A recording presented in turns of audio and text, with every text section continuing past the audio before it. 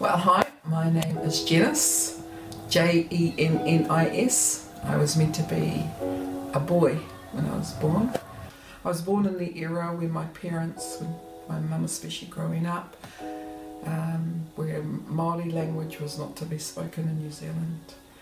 And she was raised by her granny, and she was whāngai, which was adopted by family who raised her. And when she went to school, she couldn't speak English, and she was strapped every day for speaking Māori. So when their children came along, we were never taught to speak Māori, our language. We were discouraged, and it was English language education. I was meant to go to university and I didn't. I got married very young. That lasted for 2 years, very young, and got married for all the wrong reasons. At age 24 I met my second husband. He was a non-member but converted.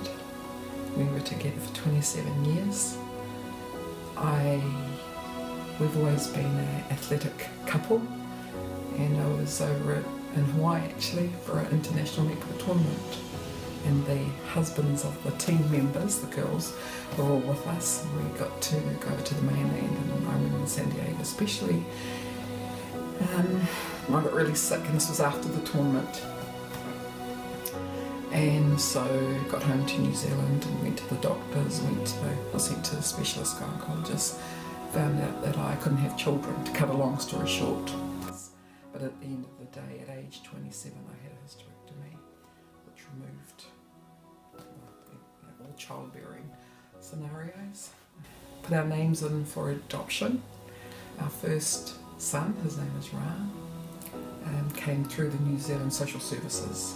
Our second son, Chad, who came 20 months after, we got through the church social service system, so that was wonderful.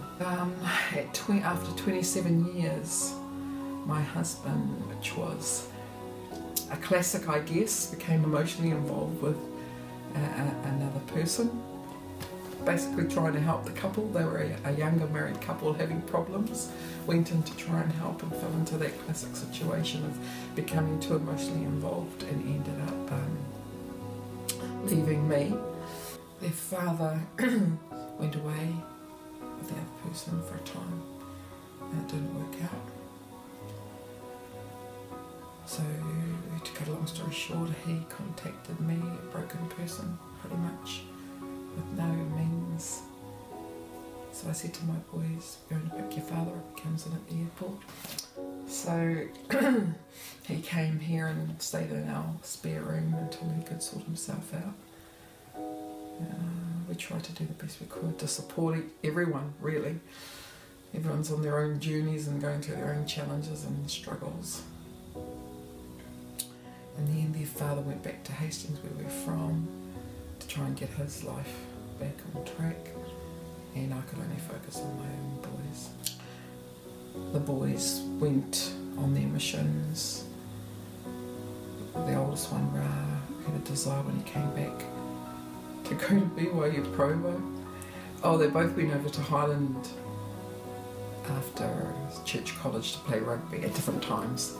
And I think that's where Ra got the desire to go to Provo, because they used to play them again in rugby. So he went over there, he did his degree, married an American girl they met at Provo, and now they're working over there, and hopefully we'll see them at some stage come back for a holiday. Our son lives in Hamilton, which is an hour and a quarter away, and married with 2 children. I have 2 grandchildren now. 2010, once again a close family member, someone I've known all her life and loved all her life. Her and her partner came to us as a family with a wonderful business opportunity, and this long and short of it is we pretty much got sucked into it, lost a lot of money, put a lot of money into it. I didn't own it, it was a mortgage. This was my home. I lost it. I had rental property down the road. I lost it. I lived on a garage floor, made bankrupt. Lived on a garage floor for about 4 months. No job, no food, no means. And in all that time, I'll never forget, because I also am a board member of the LDS Business Association. I have an MBA and have been in business all my life pretty much, in corporates. Background is HR and management. So I'm on this board, and we were doing the Launching Leaders program, and no one even realised that I was wearing the same clothes every day, and I'd go home and wash them and hand wash them, sleep on the floor on a mattress, and get up and go and fulfil my assignments and callings, and have a great time out there doing it. And then I'd come back to the garage and sleep on the floor.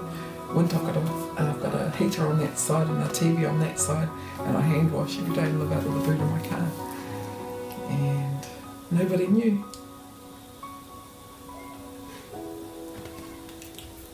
And then they put their mortgagee sale sign up on my property, and all the neighbours wondering what's going on. But I think the things that keep me going is that you know within yourself who you are, and you know that you're a good person, and you know that you've done nothing wrong except that you trusted people.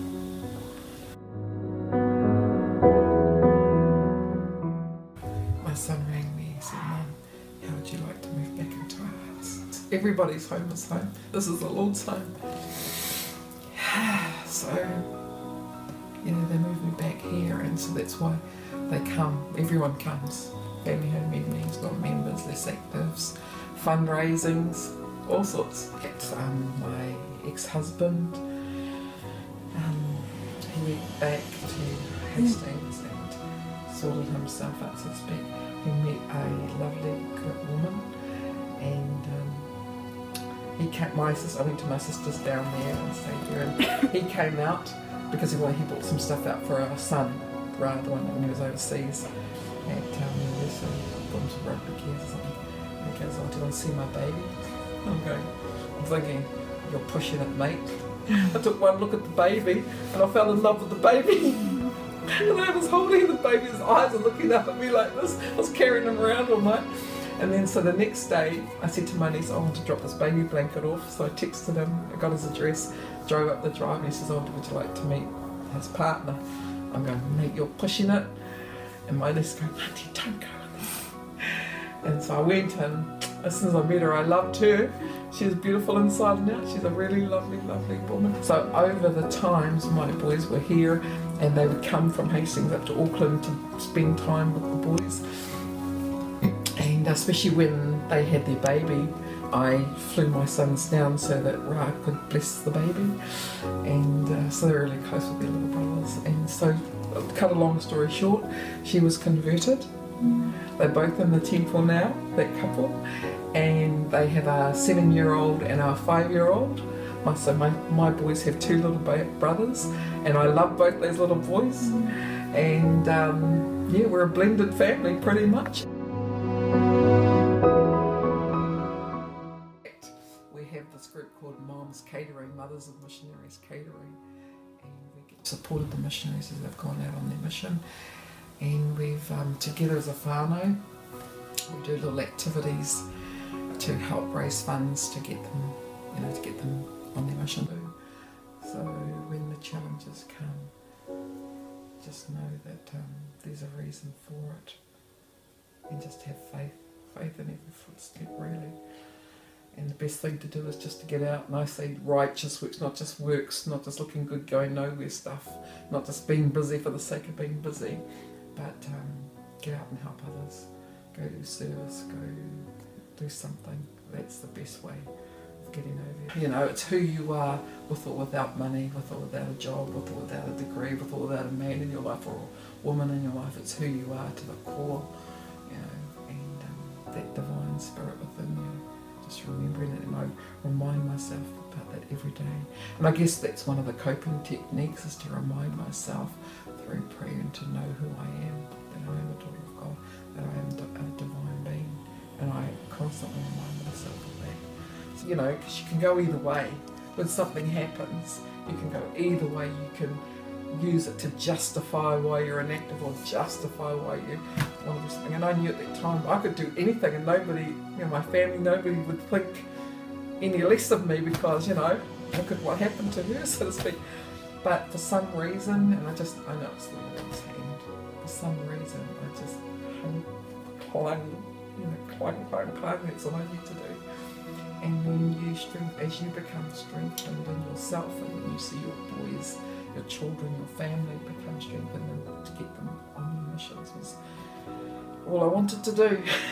Keep them at school, get them on their missions, and then to have their father come back into activity and to marry a wonderful woman, I'm so happy for them, and they're happy because that's what I would want for myself, to be happy. So when you love someone, you want them to be happy too, and the blessings come when we open our hearts.